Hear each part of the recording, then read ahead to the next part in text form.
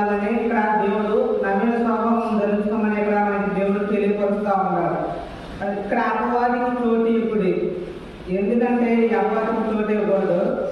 ఇవన్నీ మనం నవీన స్వభావం ధరించుకుందామని ఈరోజు మనం అనుకుంటాం. అపవాదికి మనం ఎప్పుడైతే చోటిస్తామో మళ్ళీ ప్రాచీన స్వభావంలోకి వెళ్తాం. అందుకే ఇక్కడ అపవాదికి చోటు ఇవ్వకూడదు అన్నాడు. ఎందుకంటే అపవాది చిన్న ఒక ఫోన్లో ఒక చిన్న వీడియోనే అట్లా మళ్ళీ బ్యాక్ తీసుకెళ్ళిపెట్టుకున్నాను. ఎందుకంటే ఇట్లా నేను ఇంతకుముందు చిన్న వీడియోలు అనుకుంటా అట్లా మళ్ళీ వెనక్కి వెళ్ళిపోయాను.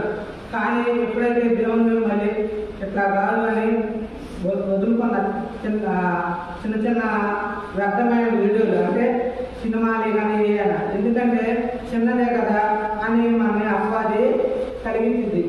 అపవాది చోటు ఉంటే మనం ఎప్పుడైతే ఉండగలుగుతాం